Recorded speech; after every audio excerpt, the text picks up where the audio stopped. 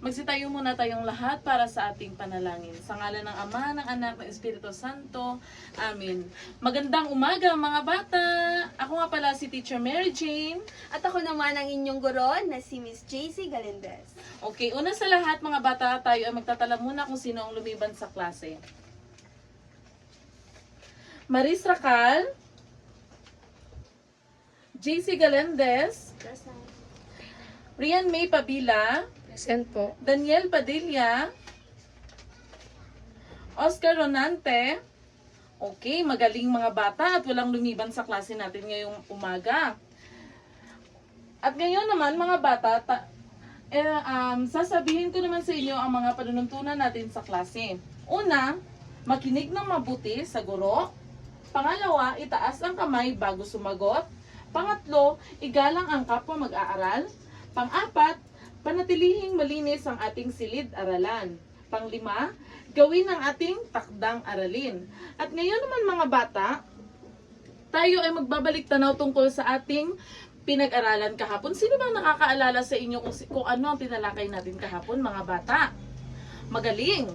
At kayo ay may natutunan sa tinalakay natin kahapon. At ngayon naman mga bata, tayo ay sasayaw para sa ating panibagong tatalakayin ngayong umaga. Ngayon naman mga bata, magkakaroon tayo ng isang masayang paganyak. Magsitayo tayong lahat. Handa na ba ang lahat mga bata?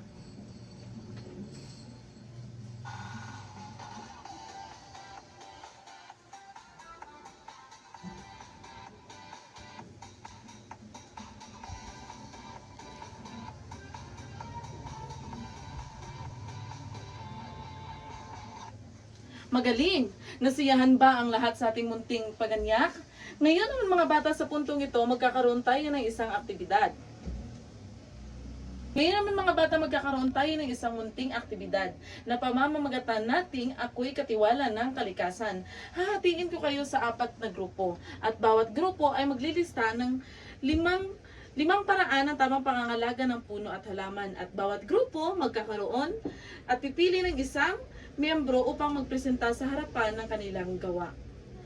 Tapos na ba ang lahat mga bata? Magaling!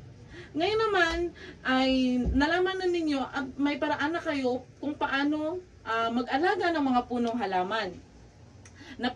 Napakaganda ng mga halimbawa ninyong ipinapakita at sa paraan nito ay nalaman ninyo kung paano nga ba ang tamang pag-aalaga o tamang paraan ng pag-aalaga ng mga puno at halaman sa ating bakuran mga bata. Ngayon naman, sa pakiramdam nyo ba ay maganda ba ang lilim o ang silong ng paligid kapag nagkaroon tayo ng maraming puno, halaman at mga damo na tanim sa paligid ng ating bahay? Ngayon naman mga bata, ay ang ating layunin sa ating aralin ngayon ay una, na iisa-isa ang mga sariling gawi sa pangangalaga sa mga puno at halaman. Pangalawa, ipinapaliwanag na ang mga sariling gawi sa pangangalaga sa mga puno at halaman ay dapat linangin sa bawat bata bilang bahagi ng kanyang kalinisan at maayos, pagpamanatiling ligtas, pagiging katiwala sa ating kapaligiran. Pangatlo, na isasakilos ang may kagalingan ang mga sariling gawi sa pangangalaga sa mga puno at halaman sa pamamagitan ng pangkatang gawain. At ang titulo ng ating topic ngayong hapon ay mga sariling gawi sa pangangalaga sa mga puno at halaman. Ngayon naman mga bata, ibabahagi ko sa inyo kung paano ang tamang pag-aalaga sa ating mga puno sa ating paligid. Una, huwag putulin ang mga puno nang walang pahintulot dahil mahalaga ang mga puno sa pagbibigay ng lilim, oxygen at proteksyon laban sa baha. Magtanim ng bagong puno. Palitan ang mga punong naputol sa pamamagitan ng tree planting services or activities. Pangatlo, panatilihing malinis ang paligid ng puno, alisin ang mga basura at tuyong dahon sa paligid upang maiwasan ang peste at sunog. Pang-apat, huwag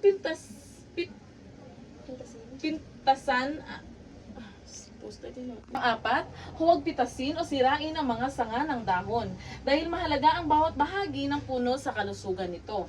Panglima, iwasan ang pagsunog ng basura malapit sa puno dahil nakakasira ito sa ugat at sa lupa na tinatamnan ng puno.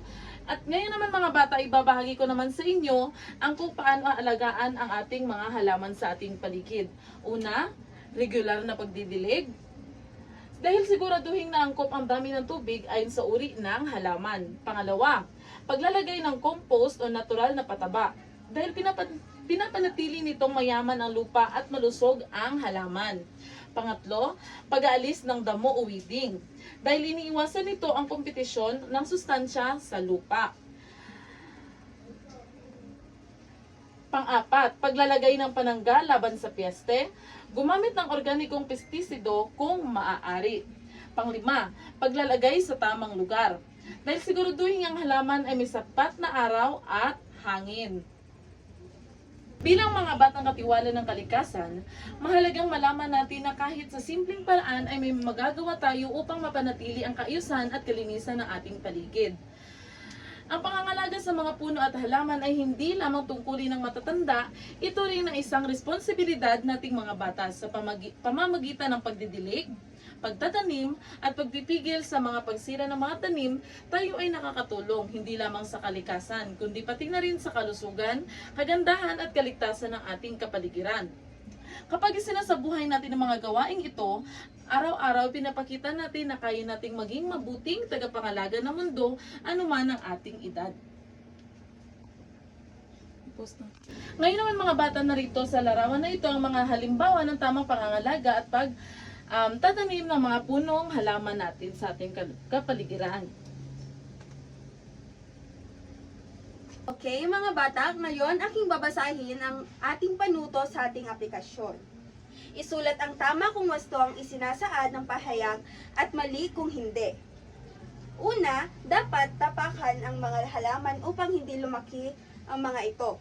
Pangalawa, pagdilig ng halaman araw-araw ay isang hindi mabuting gawi sa pangangalaga ng halaman. Pangatlo, mainam na magtapon ng basura sa tabi ng mga puno upang ito ay mabulok agad. At pang-apat, magtanim ng halaman sa bakuran ay isang paraan sa pag-aalaga sa kalikasan. Panglima, ang pagpitas ng bulaklak sa hardin ng paaralan ay nagpapakita ng paggalang sa kalikasan. Maaaring bigyan nito ng 2 puntos bawat sagot. Ngayon, mga bata, balikan natin ang inyong mga sagot. Magaling! At lahat kayo ay nakakuha ng tamang sagot. Ngayon, maaari ko kayong bigyan ng 2 puntos bawat sa inyong sagot. Okay, mga bata, bakit kailangan nating magtanim ng mga puno at halaman? Okay, Ana, magaling! Okay, Mario, bakit mahalaga sa buhay ang mga gawaing ito? Magaling! Bigyan ng 2 palakpak ang iyong sarili. Okay, Maria, bakit kailangan nating pangalagaan ng mga puno at halaman? Magaling na sagot. Bigyan ng 3 palakpak ang iyong sarili. Okay, mga bata, sa puntong ito, bago tayo magtapos, magbibigay ako ng isang takdang aralin. Panuto. Isulat sa inyong malinis na papel ang sagot at ipasa ito bukas. Una, mag-obserba sa inyong bakuran o paligid. Gumawa ng maikling talata, 3 hanggang 5 na pangungusap tungkol sa isang gawi mo sa buhay at nagpapakita ng pagmamalasakit sa halaman at puno. Ito naman ang inyong puntos na maaaring makuha ninyo sa inyong ginagawang takdang aralin. 18 to 20, napakahusay. 15 to 17, mahusay. 11 to 14, katamtaman. 10 pababa ay kailangan gabayan. At ngayon, mga bata, dito na nagtatapos ang ating tinalakay.